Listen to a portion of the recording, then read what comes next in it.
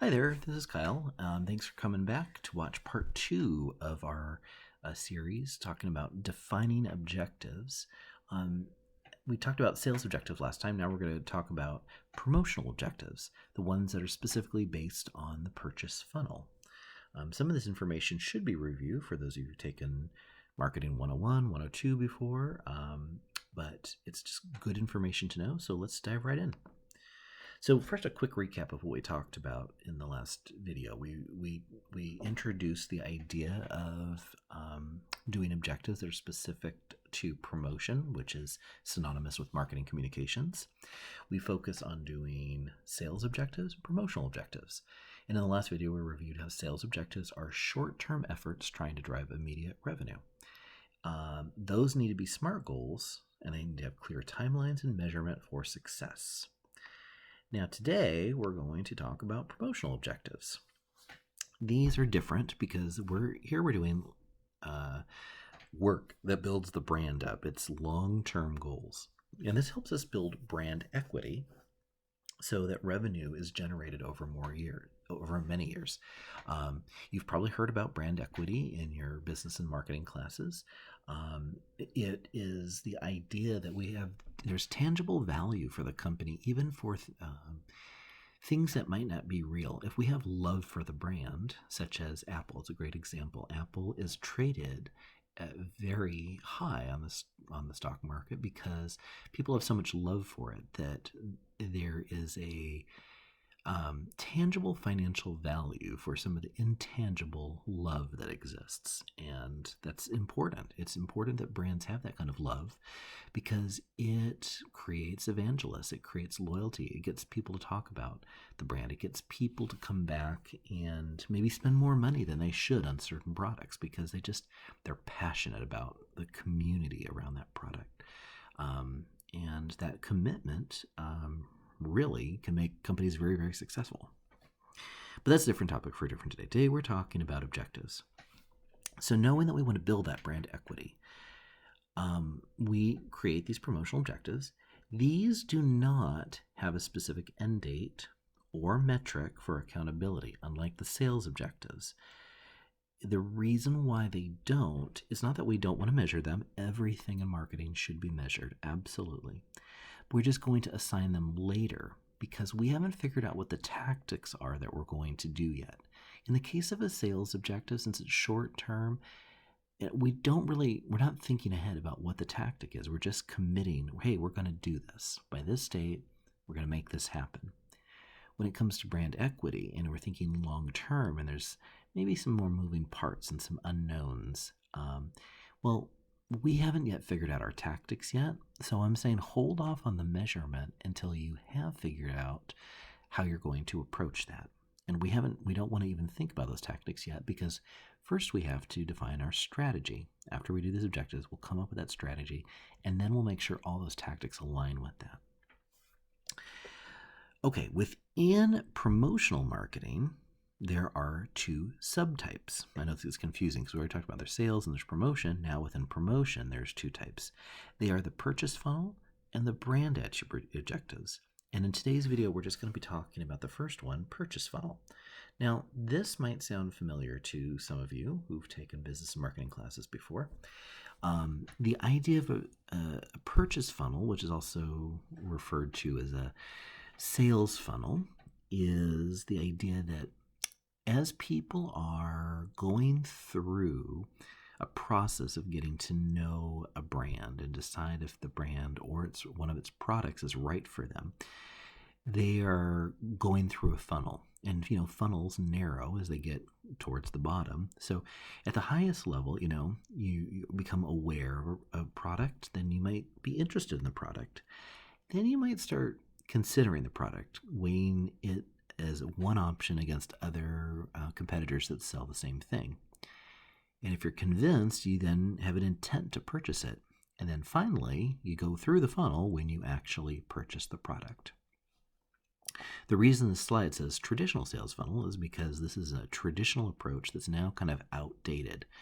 Why is it outdated? Well, because do we only purchase things once? No. frequently, we will buy products again and again. So it's not a linear journey that goes from point A to point B.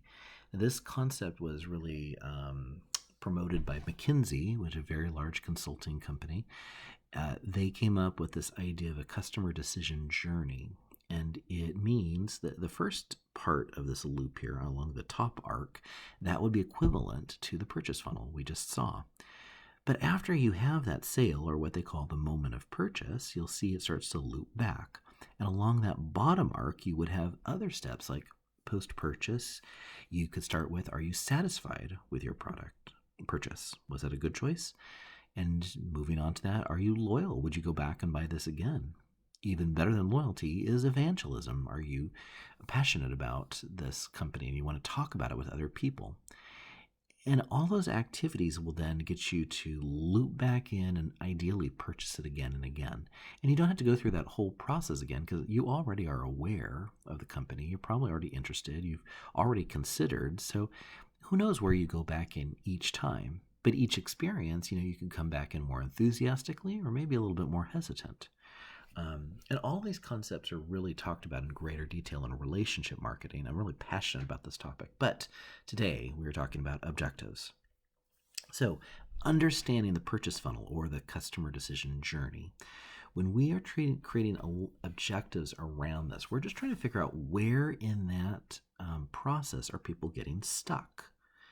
And a lot of times when we're doing objectives, particularly early, marketing classes when you're first getting started and this is a major, we're kind of focused on awareness and consideration. Do you know about the brand? You've heard about this before? Or you know what it is, but are you considering this brand? Are you really thinking about it as a reasonable option among the set of choices that serve that need? So I want you to go back and consider the research that you did and the situation analysis. And I want you to think about, okay, what do I know about my current customers or prospective customers? Where exactly are they getting stuck in the funnel? Once you can identify that, well, that's probably going to be your first objective, your first promotional objective, because I know where they're getting stuck. Let's work on fixing that.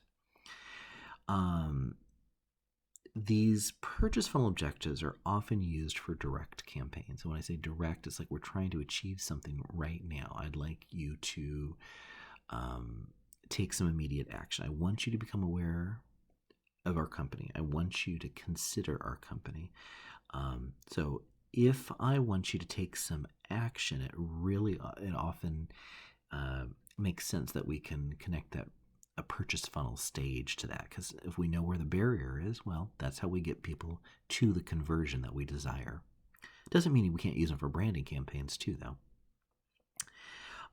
So you can start with this funnel stage, and then you can also do more than just say, hey, I want to drive awareness of blank, whoever your client is. You can add another layer to that, because maybe I just want to say, I want to drive awareness, but you don't even know what I am. So maybe I can just give you a little bit more color commentary and help you clue you in. So just having some more information, making it more specific is probably going to make us do better marketing work. So let's look at some examples to try to make this come alive more. So in the last video, I made up a pizza company, and so we're sticking with that idea. So Patty's Pizza exists, and some people just don't know about Patty's Pizza. They've never heard of it. So in that case, if that's what the research told us, we want to drive awareness of Patty's Pizza. Maybe, though, people love Patty's Pizza. It's the most popular pizza place around. People know about this, but they might not be aware that I've introduced an exciting new calzone product. So if I want to do that, I can drive awareness of Patty's Pizza's new calzone product. Now, remember on the last slide I was mentioning, you can kind of do the comma and then give some additional commentary. So that's what this last example is. I can just say drive awareness of Patty's Pizza, a family-friendly Italian food restaurant in Seattle. That can be helpful because it identifies where we are, what kind of food we serve, and it also gives me a chance to sneak in a little bit of more information. We're family-friendly. And that kind of hints at the other type of promotional objective, the brand attribute. But we'll talk about that more in the next video. Thanks again for joining me for part 2, And I look forward to seeing you in part 3.